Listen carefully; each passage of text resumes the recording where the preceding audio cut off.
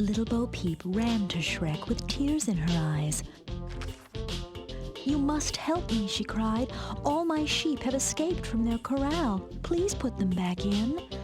"Sounds like a good deed to me. I'll do it," Shrek exclaimed as he set off to find the woolly critters. This is a mission that seems to bother or frustrate a lot of people, and I normally pride myself on thinking outside the box in terms of game design and solutions to puzzles or combat in video games, but this isn't even that difficult to think of.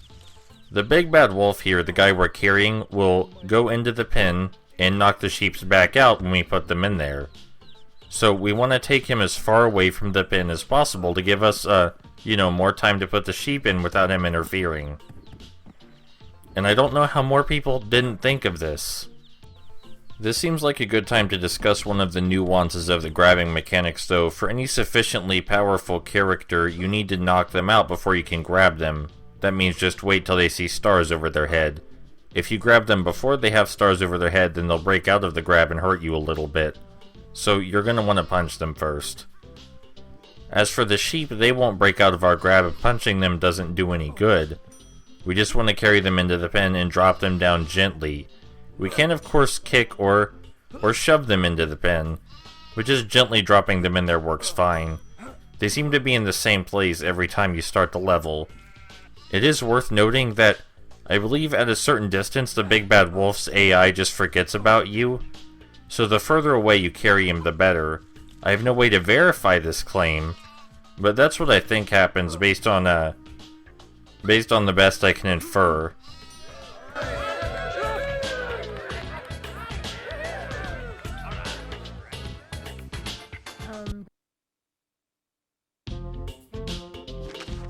The great gander seemed delighted when he spotted Shrek. "Boy, could I use your help," he exclaimed. "My egg kids have been tricked by that wicked Humpty Dumpty character. He's teaching them how to fall off walls." "I'll save them," Shrek offered, eager to take on a good deed. "Great! I'll be waiting up on the hill by Humpty's wall. If you can get them all in my nest, I can keep them safe." Another objective we have to complete while keeping a second character off our back. This time we have to keep Humpty Dumpty away from the egg children. And this is actually way easier than keeping the big bad wolf away from the sheep. But just to be safe, we're going to take Humpty Dumpty as far away as possible. Humpty Dumpty is way worse at keeping the eggs out of the gander's nest, so this is not necessary by any means, especially since the gander's nest is so close to the egg children. But better safe than sorry. After Humpty Dumpty is put in his place, it's a very simple job of taking the egg children to the gander's nest. This is slightly more difficult than the sheep because the gander's nest is up on a slight platform, and we can jump up there while we're carrying them, but our jump is significantly lessened in height while we're carrying anything, so it can be a little difficult. Of course, if you don't feel like coming at the right angle to jump up there, you can just throw or kick them in, and that works fine. I prefer jumping because I don't want to have to go and fetch the eggs if I miss. Sometimes, for some reason, when you intend to drop an object, Shrek throws his arms up and flings the object into the air, which is a little odd. I assume it has something to do with the game's physics, but I wouldn't worry about it too much. Anything you drop can be gotten back really easy in this level, unlike some of the other ones. The Great Gander made a comment that he could protect the egg children after we put them in his nest, but considering Humpty Dumpty stole them from his nest in the first place, I have to wonder whether that's true. Of course, Humpty Dumpty's AI seems to be permanently stuck, so it doesn't really matter. Excuse me, you there. Would you mind getting my children for me, please?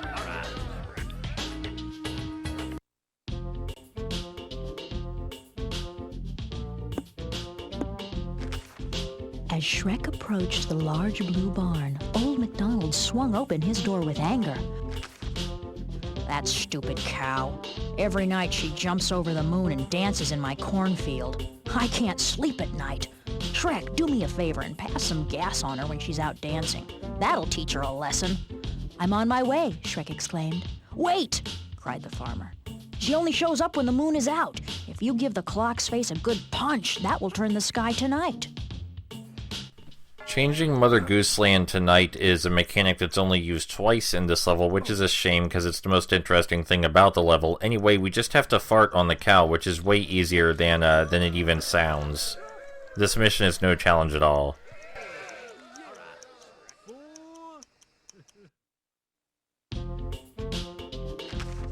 Mother Goose seemed quite upset as she spoke to Shrek. All the king's horses and all the king's men have been sleeping on the job again, she declared. I've had reports they've been falling asleep during the night shift when they should be on the lookout for wolves. Punch the clock face and you'll see what I mean. Please do the whole town a favor and wake up all the sleeping guards before sunrise. Okay, I think I can do that, replied Shrek confidently. This mission is exactly as challenging as the last one. We punch the clock, and this time we beat the crap out of the knights until they wake up, which seems a bit too direct. In this game's remake, which yes, it has a remake, you instead jump between the two bell towers to wake up the guards, which is kinda neat, but this game is better than its remake by far still.